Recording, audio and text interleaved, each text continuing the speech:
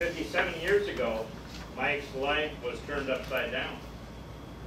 He was right out of high school, full of energy, and a bright outlook as to where he was headed in life.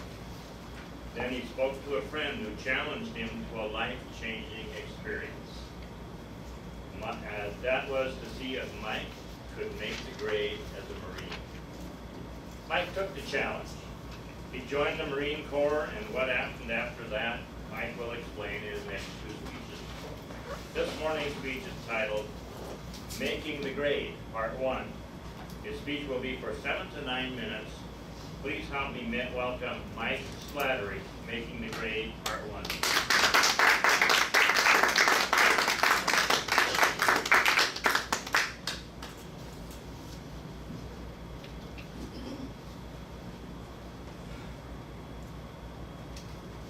As a nation, throughout our history, we have made the grade by overcoming unsurmountable challenges. In the 1940s, we defeated Hitler's German army and Hirohito's Japanese army. In the 1950s, we conquered polio through the Sabin and Salk vaccine. Then, in the 1960s, we put a man on the moon. So as a nation, we made the grade. And the reason being because of all the diversified people that we had. Mr. Toastmaster, fellow members, and guests. It was 1961 when I was fresh out of high school. I was full of ambition and hormones, which is another way of saying I was horny. I accepted a job as a lifeguard.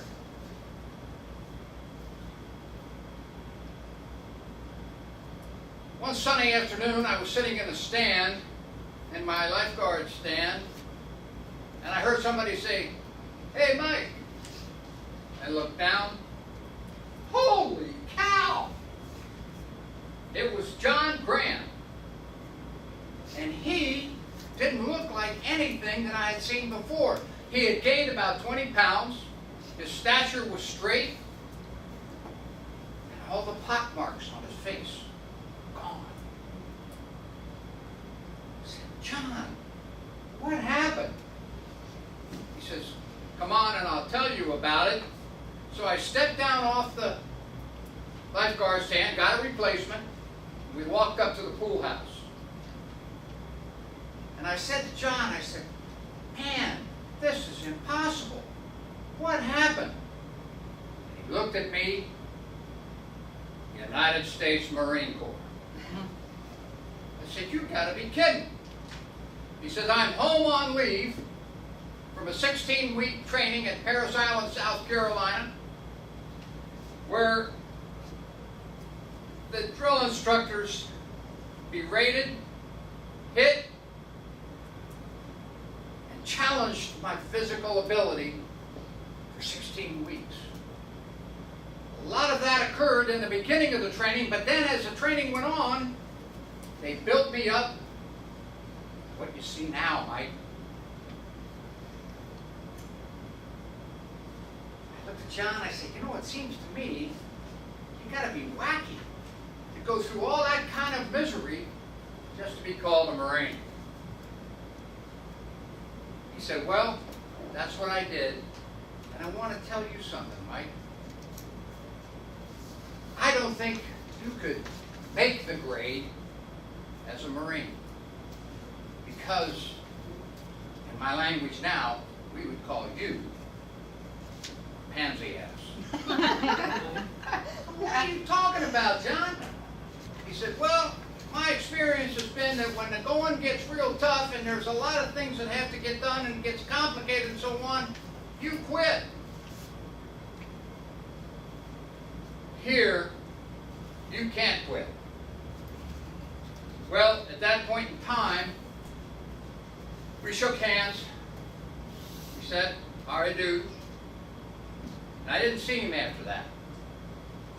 But for the rest of the time, what he said in my mind really stuck. "What do you mean? I can't make the grade. I know I can do that. I know I can do that." So when my summer job was over, I joined. It was a cold Friday afternoon. I was aboard the Seaboard Silver Meteor train, headed for Parris Island, South Carolina, with 2 other recruits.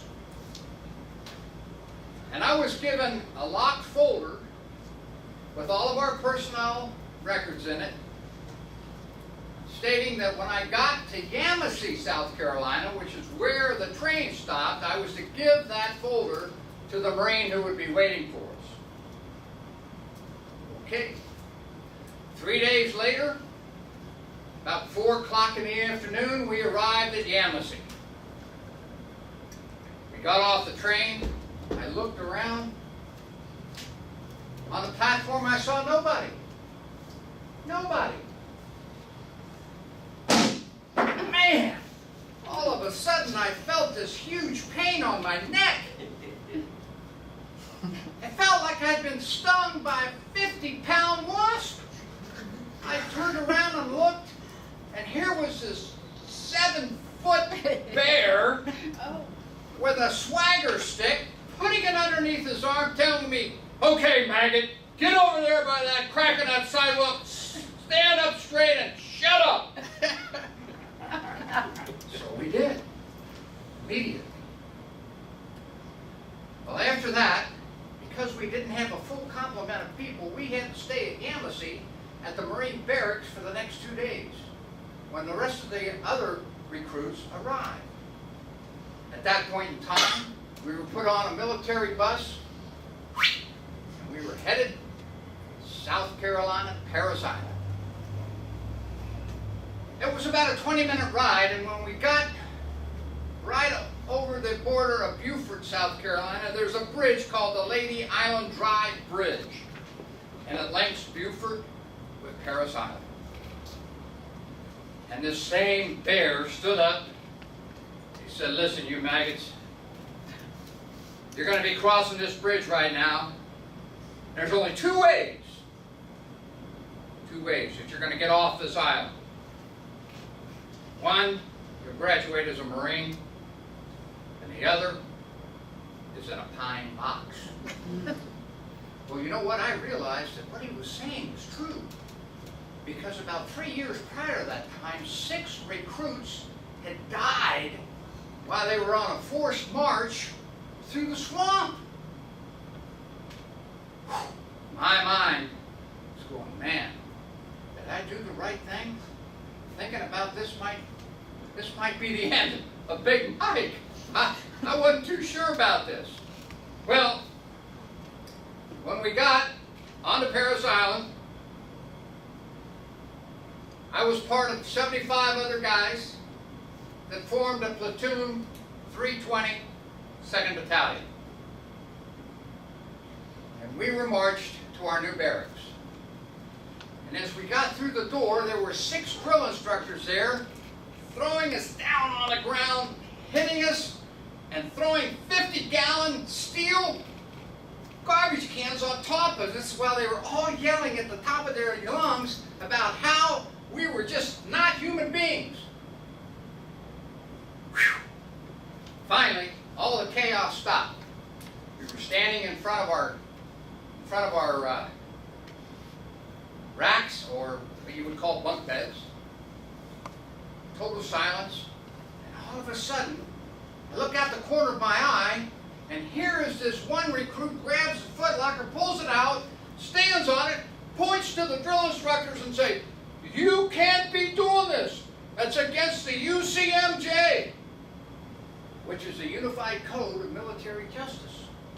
Well, he didn't even get another word out of his mouth, and 3 drill instructors were on top of him like flies on honey.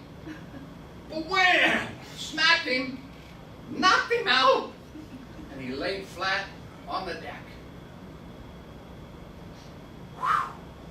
This was the beginning of the training of me trying to make the grade as a Marine. Toastmaster.